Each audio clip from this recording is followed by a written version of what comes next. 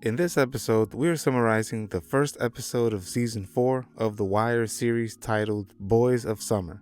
The episode first aired on September 10th, 2006. In the beginning, we see Snoop, one of Marlo Stanfield's enforcers, going to a store to get a new nail gun. She complains that her old nail gun keeps losing power. The store employee suggests a powder-activated model, and Snoop buys it after being impressed at how powerful this new model is compared to hers. She ends up thanking the man for sharing his knowledge about the nail gun and tips the salesman generously. It is revealed that Snoop and Chris Parlow have been hiding the people they take out in the abandoned houses as a way of warding off the police. When Carver gets back to his campaign office, his manager, Teresa D'Agostino, tells him to start making fundraising calls. At first, he avoids it and plays darts with the phone off. Eventually, he starts making the calls, has some success, but the experience of running for mayor leaves him feeling bitter and disillusioned. He frequently swears and makes negative comments about politics and politicians in general. The next day, Carver is hopeful and shares with his wife Jen that he is anticipating better results in the new polls. However, his mood sours when he discovers that the polls don't reflect the positive change he is expecting. Despite his staff staying positive, Carver thinks he's already lost. Later on, he is caught drinking in a park after curfew, and the officer recognizes him, gives him a break, and tells him to go home. As we catch up with Bodie, we see he organizes and leads his new crew, and often scolds crew members like Naaman whenever he needs to. Lex, one of Bodie's new crew members, is upset about his child's mother dating Fruit, a leader in Marlo's crew. Lex tells Bodie he will take out Fruit if he doesn't stay away from Patrice, his baby's mom. Slim Charles asks Bodie about his slow business since Stanfield pushed his crew out of Fayette Street. Bodie wants to retaliate against Marlo's crew, but Slim Charles reminds him he is on his own now, especially now that Avon is in prison and under investigation. Naaman's friend, Michael and Randy, want him to go catch pigeons with them. Naaman asks Bodie if he can leave early to buy school supplies. Despite making fun of Naaman's academic skills, Bodie lets him go, but insists on extra work the next day. Bodie admits to Lex that the only reason he employs Naaman is because of his father's reputation, Webay. The next day, Michael and Randy try to catch pigeons, but Dookie shows up after getting attacked by kids in the neighborhood. Naaman suggests getting back at them, and Randy comes up with a plan. They fill water balloons with soda and urine. While preparing, Naaman continues bullying Dookie. Michael provokes the Terrace boys by stealing a bike, leading them into an ambush.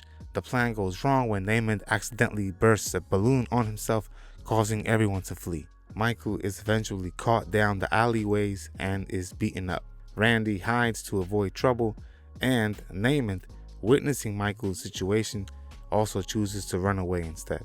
Later, Naaman, changed and urged by Michael, buys ice cream for everyone, including Dookie. When Randy gets home late, his foster mother is there to reprimand him. Remember, I am summarizing this entire series, as well as other popular works of literature, movies, and TV shows as well. Subscribe and click the bell so you don't miss the next episode or series. If you would like to see the playlist of our summaries, click on the link in the description. Follow us on Instagram and Twitter for additional content. Click like on the video if you found it valuable, because that helps YouTube recommend it to viewers like you. Consider supporting us on Patreon if you can. Doing this helps my channel out tremendously. I really thank you for your support. As we catch up with the Major Crimes Unit, Detective Freeman and Greggs are talking to Perlman about the Stanfield investigation. Freeman is disappointed with Stanfield's group because they are not careful with phones and they are not committing murders. Freeman asks Perlman to approve subpoenas for political figures tied to the Barksdale organization. Perlman questions the new lieutenant's commitment, but Freeman vouches for him. Perlman criticizes the timing with the upcoming election, and Freeman acts like he doesn't know about it. Greggs gets the unit's new commander, Lieutenant Asher, to sign the necessary papers by distracting him with talk about his beach house construction project. Freeman hears about Fruit's murder on the Stanfield crew's wiretaps. Officer Massey notices that Fruit's phone has been inactive for 2 hours. Freeman, along with detectives Moreland and Norris from the homicide unit, discusses the case. Bunk gives Freeman a cell phone found on Fruit after he was taken out. They search the phone for other numbers in order to get additional wiretaps on those phone numbers as well. Later on, we see Sergeant Ellis Carver bothering Bodie and his crew, Carver reveals that now he knows all their names and what roles they play in the crew. McNulty drops by to see if Carver needs help, mentioning how Bodie beat charges using entrapment on a wiretap. McNulty tells Bodie to shut down for the day. When Bodie tries being polite with Officer Colicchio, as Carver taught him, Colicchio rejects it. Carver then steps in and reprimands Colicchio that being too harsh on everyone would make it hard to get information when needed. We see Carver learned a lot from the conversation he had with Major Colvin about being good police. Officer McNulty meets with the new district commander, Major Daniels, and Lieutenant Mello. Daniels asks McNulty to leave patrol and become a district investigator for better detective work in the district. McNulty refuses, and as he leaves, Mello mentions he previously tried to get McNulty to be a district investigator. Although Mello thinks McNulty is in the wrong role, Daniels acknowledges McNulty's capabilities but suggests he might be better off in patrol on a personal level. During a roll call meeting, officers receive a mandatory lecture on terrorism,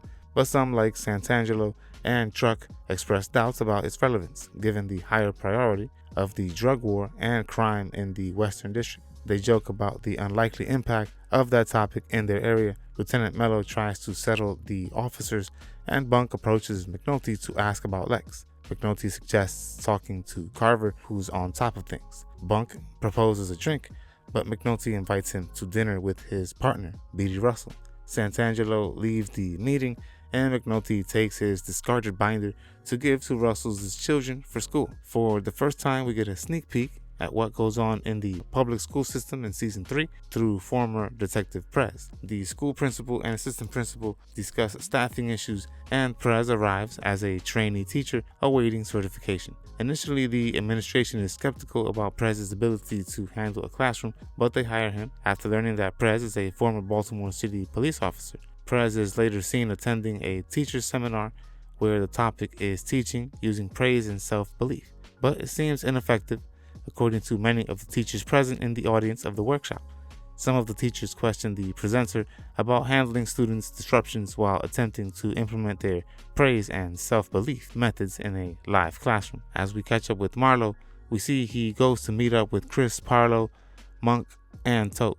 Marlo decides that only Lex needs to pay for what he did to Fruit, and because of this, no one else in his crew should be harmed. Marlo tells his men that stacking up a high body count at this point would be pointless for him and would only attract negative attention. In a later scene, Randy passes on a message he received from little Kevin onto Lex, instructing him to meet a girl behind the playground. When Lex arrives, he encounters Snoop and Parlo. Bunk and Carver attempt to locate Lex on his usual corner, but plan to return the next day when he is absent. Randy later sells food to Bodie's crew during a dice game. Little Kevin rewards Randy for following instructions and reveals Lex's death. Meanwhile, Snoop and Parlo move the body to another vacant building. Randy reflects on his involvement on his stoop until his foster mother calls him inside. That was episode number 38, titled Boys of Summer. To watch the next or previous episode summary, click on the link in the description or at the end of this video. In the description, you will also find additional links for supporting our channel. See you in the next episode. Goodbye.